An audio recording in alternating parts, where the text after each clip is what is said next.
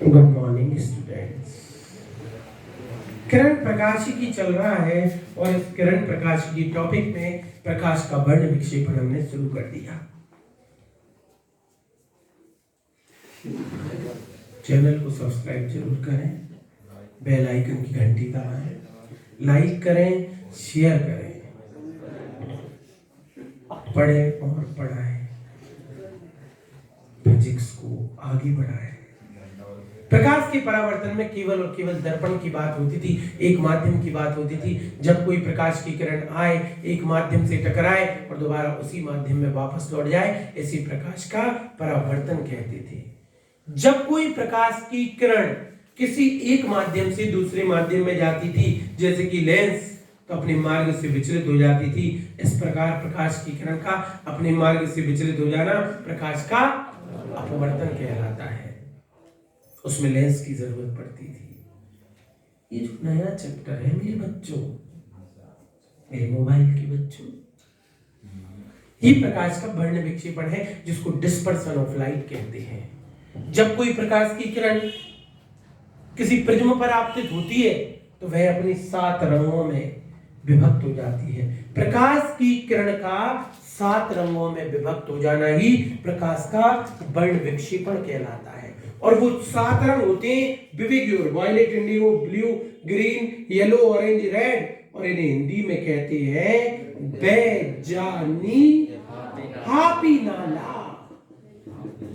बेजानी happy नाला, लानापी हंजाबे। बेजानी happy नाला, लानापी हंजाबे। बेजानी happy नाला, बैगनी, जामुनी, नीला, हरा, पीला, नारंगी, लाल, लाल, नारंगी, पीला, हरा, नीला, जामुनी और बैगनी। तो बेजानी हापी नाला, लानापी हरी जावे। इसका तरंगदैर्घ्य सर्वाधिक और इसका तरंगदैर्घ्य न्यूनतम होता है। क्या कारण है कि श्वेत प्रकाश की किरण जब प्रिज्म पर आपतित होती है तो उसके 7 रंग बन जाते हैं? बहुत सिंपल, अलग अलग रंगों की तरंगदैर्घ्य का मान अलग अलग होता है। तो अलग अलग रंगों की तरंगदैर्घ्य के कारण अपवर्तन का मान भी, अपवर्तनांक का मान अलग अलग हो जाता है। अपवर्तनांक का मान अलग अलग होने से उनके वेग का मान भी, और अपनी अपनी वेग के हिसाब से इस 7 रंग अलग अलग तरंगदैर्घ्य के अनुसार अलग अलग विक्षेप मार्ग में विक्षेपित हो जाते हैं। यही कारण है कि श्वेत प्रकाश की किरण अपनी 7 रंगों में विभक्त हो जाती है। और इस प्रकार श्वेत प्रकाश की किरण का 7 रंगों में विभक्त हो जाना प्रकाश का वर्ण विक्षेपण अर्थात डिस्पर्सन ऑफ लाइट कहलाता है। अब लोगों ने पूछा वो कौन है, वो कौन है? बोलो बोलो कौन है वो प्रिज्म है। जिस पर प्रकाश का अपवर्तन होता है उसको अपन अभिषेक क्या कहते हैं? प्रिज्म कहते हैं। प्रिज्म एक ऐसा पारदर्शी माध्यम है जो 3 आयताकार पृष्ठों से और 2 त्रिभुजाकार पृष्ठों से मिलकर बना होता है। जिन पृष्ठों पर अपवर्तन होता है उन्हें अपवर्तक पृष्ठ कहते हैं। दोनों अपवर्तक पृष्ठों को मिलाने वाली कोण को प्रिज्म कोण कहते हैं। प्रिज्म के विपरीत जो भुजा होती है उसे प्रिज्म का आधार कहते हैं। तो ऐसी आपकी ब्यूटीफुल प्रिज्म है,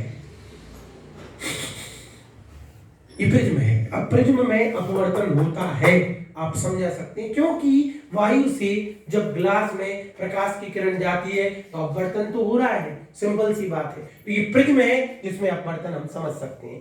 एक्स वाई जेड हमने प्रिज्म ले ली और उस पर एम एन और एम डैश एन डैश 2 अभिलंब डाल दिए। सिंपल सी बात है, सरल सी बात है, 2 अभिलंब डाल दिए। X Y Z, X Y Z prism हो गई।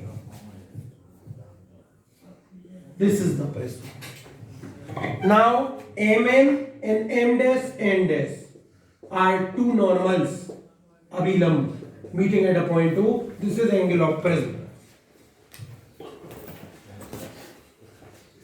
PQ आपतित किरण, तो ये आपतन कोण हो गया।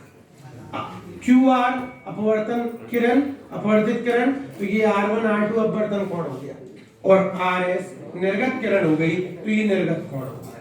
हमने ही मानी, हमने आपतित किरण को आगे तक बढ़ाया, हमने निर्गत किरण को पीछे तक बढ़ाया, और ये लाल लाल T बिंदु पर एक कोण का निर्माण हुआ।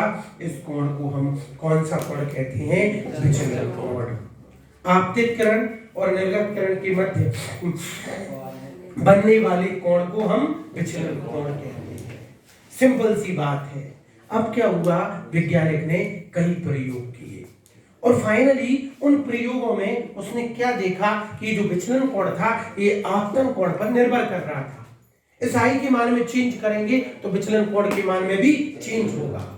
उन्होंने कहा कि आई के कोण को मतलब आपतन कोण को आप बढ़ाएंगे तो विचलन कोण का मान कम होता चला जाएगा।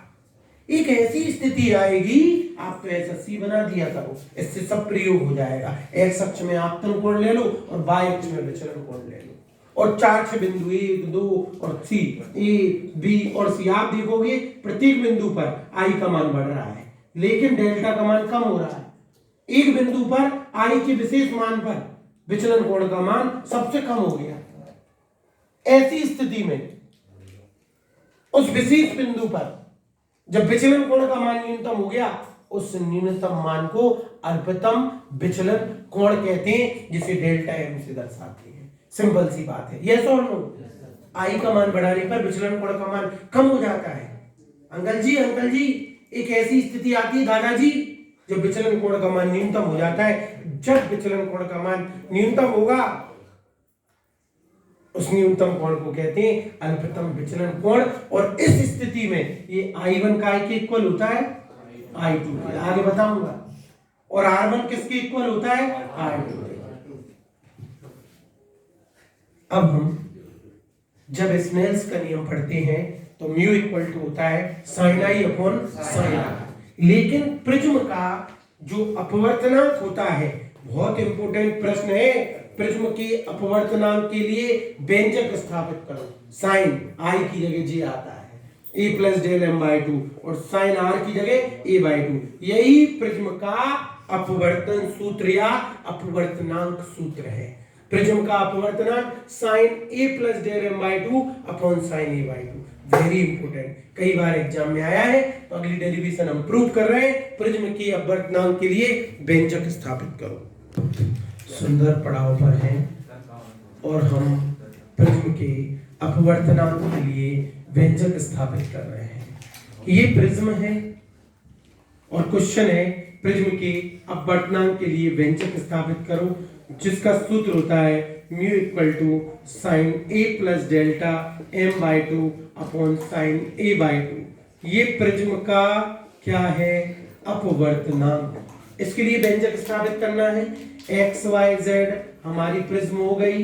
ये प्रिज्म कोण हो गया, एक लंबी डाल दिया, एक लंबी डाल दिया, तो एम एन और एम डैश एन डैश दो विलंब हो गए और कोण बी को मिलाने वाली रेखा मतलब बिंदु ओ हो गया।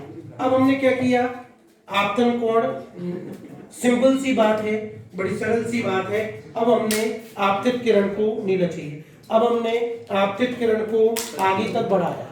सिंपल सी बात है, रेड चाहिए। पी क्यू आपतित किरण, क्यू आर अपवर्तित किरण, आर एस निर्गत किरण। आपतित किरण और अभिलंब के मध्य बनने वाला कोण आपतन कोण, अपवर्तित किरण और अभिलंब के मध्य बनने वाला कोण अपवर्तन कोण, ये भी अपवर्तन कोण और ये कोण हो गया निर्गत कोण। आपतित किरण नीली नीली किरण को आगे तक बढ़ाया, निर्गत किरण को पीछे तक बढ़ाया। आपतित किरण और निर्गत किरण के मध्य बनने वाले कोण को विचलन कोण डेल्टा कह दिया। इस बिंदु को नाम टी दे दिया। हमें अपवर्तनांक का सूत्र सिद्ध करना है, mu equal to sine I upon sine R लाना है। आई समस्या बन गई, आर समस्या बन गई। ना आई है ना आर है। सबसे पहले आप ऐसा त्रिभुज उस चित्र में से देख लो, टी क्यू आर। बहिष्कोण प्रमेय लगा दीजिए त्रिभुज टी क्यू आर में। बाहर वाले कोण का मान आंतरिक वाले कोणों के योगफल की तुलना है, is equal to sum of these two blue angles, T R Q T Q R plus T R Q. बाहर वाले कोण का मान दो आंतरिक कोणों के योगफल के बराबर होता है। अब हमें ये भी चाहिए और ये भी चाहिए, कैसे निकालें? सिंपल सी बात है, शीर्षक में वो कोण देखिए, ये पूरा I1 है तो ये पूरा भी I1 होगा। लीजिए बहुत स्पष्ट चित्र, T Q R, this is R1, तो I1 equal to R1 plus T Q R, ये वाला। जरूरत किसकी है? TQR। तो TQR is equal to I1 minus R1। मिल गया, ये मिल गया। अब आप शीर्ष अभिमुख किस तरफ देखो, ये I2 है, I2 है तो ये पूरा I2 होगा। अब हमें ये चाहिए तो I2 माइनस R2 डायरेक्ट लिख दूं, TRQ इक्वल टू, दोनों मिल गए। कहां रखते हैं समीकरण नंबर 2 में? ठीक, समीकरण 2 से डेल्टा बराबर I1 minus R1, this I2 minus R2। अल्पतम विचलन कोण की स्थिति में जब डेल्टा डेल्टा m हो जाएगा तो I1 का मान I2 के बराबर हो जाएगा और R1 का मान R2 के बराबर हो जाएगा। I1 equal to I2 equal to I और R1 equal to R2 equal to R। I plus I minus R समीकरण नंबर 3। अब कुछ नहीं है, एक समचतुर्भुज ले लो और एक त्रिभुज ले लो, दोनों की तुलना कर दो। XQR समचतुर्भुज, XQOR विपरीत कोणों का योग, सम चतुर्भुज XQOR में A प्लस QOR बराबर 180 समीकरण नंबर 4। बीच में से ये पेट कट रहा है तो एक त्रिभुज भी प्राप्त हो गया और त्रिभुज के तीनों कोणों का योग त्रिभुज QOR से R1 plus R2 plus QOR बराबर समीकरण number 5। Hello hello hello hello, ये समचतुर्भुज ले लिया, ये त्रिभुज ले लिया, दोनों की तुलना कर दी समीकरण 4 व 5 से।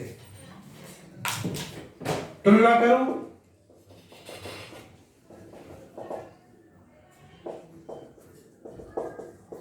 QR ऑलरेडी R1 R2 के मान कैसे हैं? बराबर, R equal to 2A/2, R का मान आ गया। इस R का मान समीकरण नंबर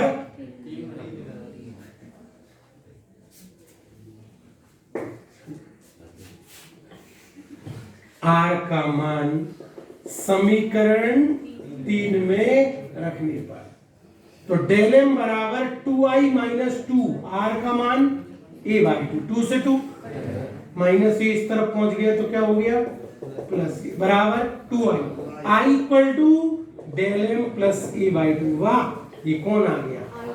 जी कौन आ गया? समीकरण 1 में I तथा R का मान रखने पर mu equal to sine I मतलब A plus delta m/2, R मतलब साइन A/2। इति सिद्धम हेंस प्रूव्ड। ये किसी प्रिज्म की अपवर्तनांक के लिए व्यंजक। दोबारा देखो, मतलब तिबारा। ये प्रिज्म दो लंब हो गए, I1 I2, आयतन कोण अपवर्तन निर्गत कोण, R1 R2 अपवर्तन कोण, डेल्टा विचलन कोण सिद्ध करना है। म्यू बराबर sine A plus del m/2 upon sine a/2। मतलब हमें स्नेल के नियम में साइन i बटे साइन r लगा के i और r का मान चाहिए। इसके लिए सबसे पहले बहिष्ठ कोण प्रमेय लगा दो, डेल्टा बराबर TQR प्लस TRQ। ये दोनों समस्या बन जाएंगे। शीर्षाभिमुख कोण से जिसका मान TQR का I1 माइनस R1 और TRQ का मान I2 माइनस R2, फोटो ले लो, ये आ जाएगा। दोनों का मान रख देंगे तो डेल्टा बराबर 2i माइनस 2r आ जाएगा। इसके बाद एक समचतुर्भुज, इसको लिया, एक समचतुर्भुज और एक त्रिभुज, दोनों की तुलना करोगे तो r मिल जाएगा। r के मान को यहां रख दोगे तो i आ जाएगा। i और r दोनों को रखोगे तो प्रिज्म के अपवर्तनांक के लिए व्यंजक स्थापित हो जाएगा। धन्यवाद।